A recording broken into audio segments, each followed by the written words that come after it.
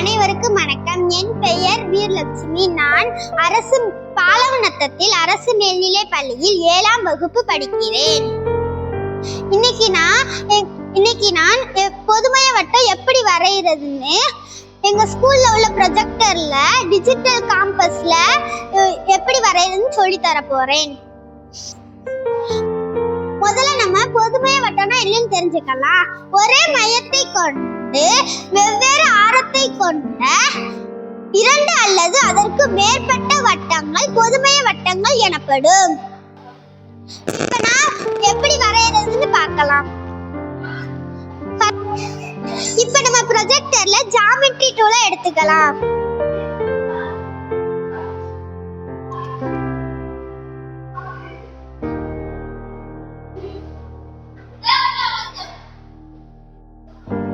நம்ம ஒரு புள்ளி வச்சுக்கலாம்.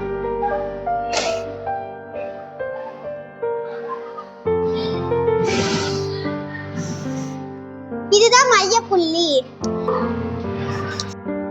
இப்ப நம்ம காம்பஸ் டூல் எடுத்துட்டு இப்ப காம்பஸ்ல 5 சென்டிமீட்டர் நான் எடுத்துக்கிறேன். இப்ப 5 சென்டிமீட்டர் எடுத்து காம்பஸ் வந்து மைய புள்ளியில வச்சு நம்ம ஒரு வட்டம் வரைய போறோம்.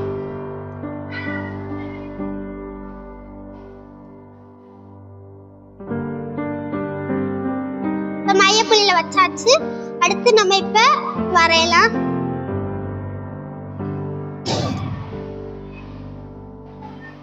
இப்ப காம்பஸ்ல நம்ம 3 சென்டிமீட்டர் எடுத்துக்கலாம். அடுத்ததான் நம்ம வந்து 3 சென்டிமீட்டர் எடுத்துக்கலாம்.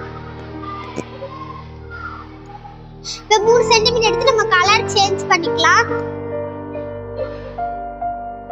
சேஞ்ச் பண்ணிட்டு நம்ம காம்பஸ் வந்து மைய புள்ளியில வச்சுக்கலாம். நம்ம மைய புள்ளியில வச்சு ஒரு வட்டம் வரைஞ்சுக்கலாம்.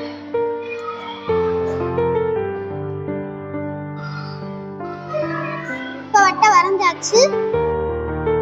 இப்ப நம்ம காம்பஸை க்ளோஸ் பண்ணிடலாம். அடுத்து நம்ம இப்ப ஆரத்தை வரைய போறோம். அதுக்கு நான் இப்ப பிளாக் கலர் மாத்திக்கிறேன்.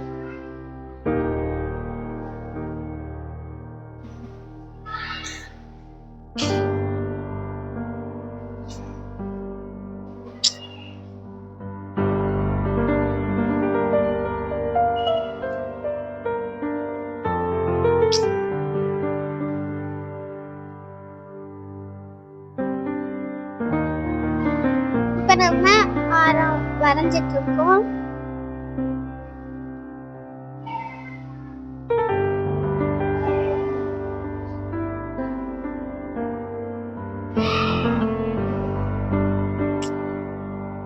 வரைஞ்சாச்சு. சின்ன வட்டத்தோட ஆரம் வந்து 3 சென்டிமீட்டர், பெரிய வட்டத்தோட ஆரம் வந்து 5 சென்டிமீட்டர். இப்ப வந்து இந்த 2க்கு இடைப்பட்ட தூரத்தை வந்து வட்ட வளையத்தின் அகலம் சொல்றோம். டிஜிட்டல் காம்பஸை பயன்படுத்தி நாங்க வட்ட வரையறது எப்படின்னு தெரிஞ்சுக்கிட்டோம். இந்த மாதிரி டெக்னாலஜி வச்சு எங்க பாடங்களை வந்து நாங்க கத்துக்கிறதுனால பாடம் வந்து ரொம்ப ஈஸியாகவும் சுவாரஸ்யமாகவும் இருக்கு. நன்றி.